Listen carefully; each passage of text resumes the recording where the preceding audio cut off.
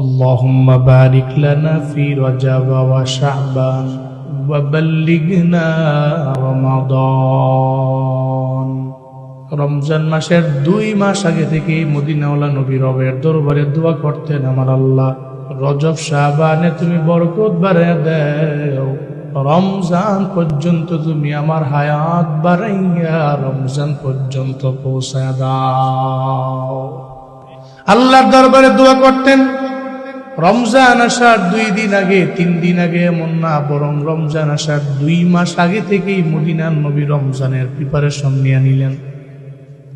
কপাল বুড়া মুসলমান, আমরা তো রমজানের 2 দিন আগে 3 দিন আগে কয়ে দৌড়া 14 গ্রাম বাজার থেকে বাজার করা লাগবে, দৌড়া 14 গ্রামে যা। আমার বুট কিনা লাগবে ইফতারির জন্য, সাহারির জন্য বড় মাছ কিনা লাগবে, মুরগি কিনা লাগবে।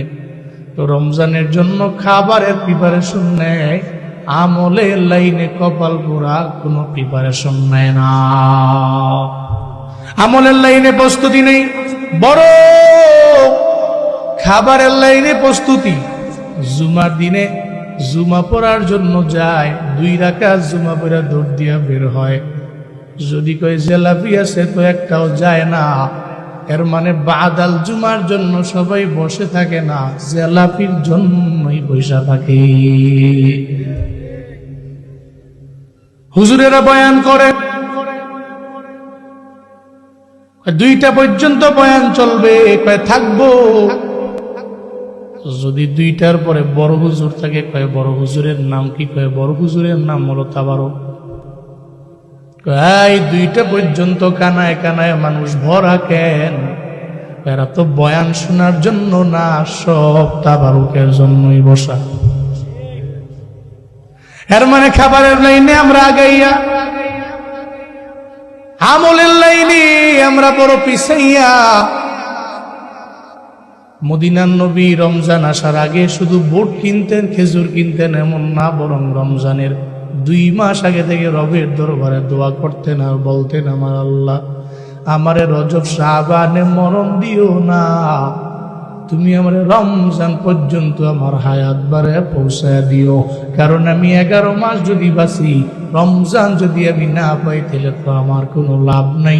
11 মাসের চাইতে ওই মাসটার দাম রবের দরবারে কম না বেশি? আরো জোরে বলেন, কম না বেশি? অনেক পরিমাণে বেশি। এই কারণে নবী রবের দরবারে দোয়া করতেন, আল্লাহর দরবারে বলতেন, আল্লাহ তুমি আমার রমজান পর্যন্ত পৌঁছায় দাও। আমরা দোয়া করি, ও আল্লাহ রজব শাবানে তুমি আমাদের মরণ দিও না, রজব শাবানে বরকত বাড়ায় দাও, আর রমজান পর্যন্ত তুমি আমাদের হায়াত বুলন্দ করে দাও। চিল্লে জুড়ে করে পড়েন আমিন। এই রজব মাসের মধ্যে ঘটলো এক ঘটনা, যেই ঘটনা আল্লাহ পাক অন্য কোন নবীর বেলায় ঘটান নাই। জমিনের মধ্যে আল্লাহ সব পয়গম্বর পাঠাইলেন, এমন কোন পয়গম্বর নাই যে পয়গম্বর আমার রবের মুলাকাত চায় নাই, রবের দিদার চায় নাই। কিন্তু কোন নবীরে আল্লাহ পাক দেন নাই যেটা আমার মায়ার নবীরে দিল। কারণ আল্লাহ পাক সব নবীরা তো আমার আল্লাহ পাকের আশিক, আমার আল্লাহ নিজে আমার পয়গম্বরের জন্য পাগল।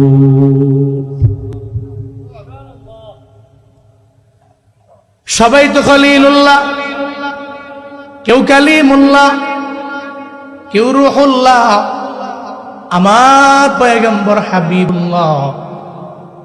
খলিলুল্লাহ আর হাবিবুল্লাহর মাঝে পার্থক্য হইল, খলিলুল্লাহ যিনি তিনি আমার আল্লাহর পাগল, আর হাবিবুল্লাহ যিনি আল্লাহ তার জন্য বড় পাগল।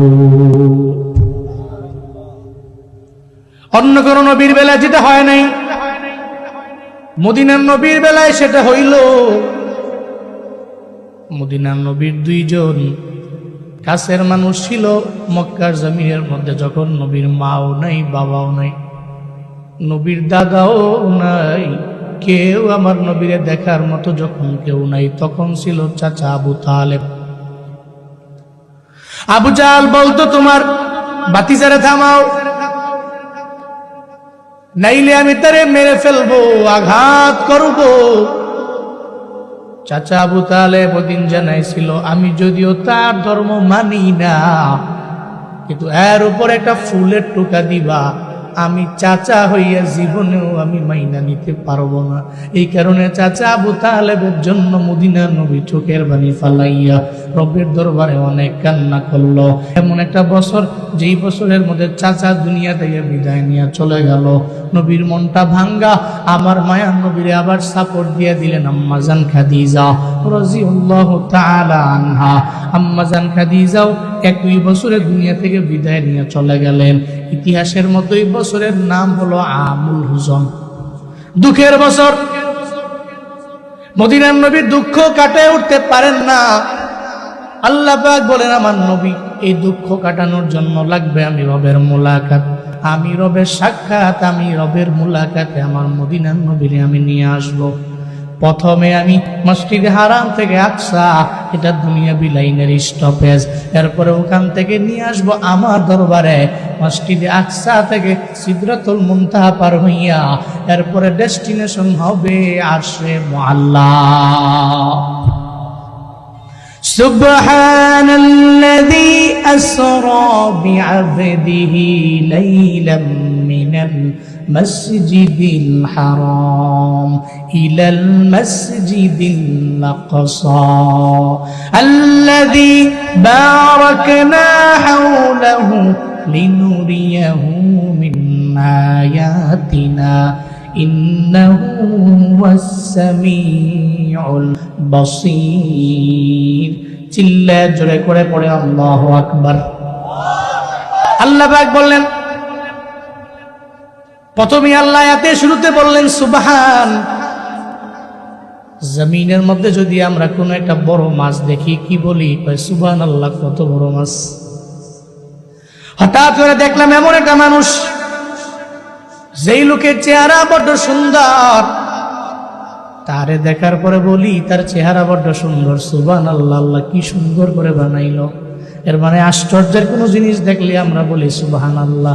আল্লাহ আয়াতের মধ্যে প্রথমে সুবহানাইনা পৃথিবীর সব মানুষের আমার আল্লাহ জানায়া দিলেন। আল্লাহ পাক এই আয়াতের মধ্যে যা বলবে সবই হবে আশ্চর্য। আল্লাহ পাক রব্বুল আলামিন যা ঘটাবে সব আশ্চর্য। কিয়ামত পর্যন্ত যারাই শুনবে এদের কাছে মনে হবে এটা আজীব। আল্লাহ পাক বলেন, মিনাল মাসজিদিল হারাম ইলাল মাসজিদিল আকসা, from Masjid Haram to Masjid Aqsa। আল্লাহ পাক নবীরে ভ্রমণ করাইলেন, রাতের একাংশের মধ্যে আমার নবীর ভ্রমণ হলো। আল্লাযী বারাকনা হাওলাহু লিনুরিয়াহু মিন আয়াতিনা।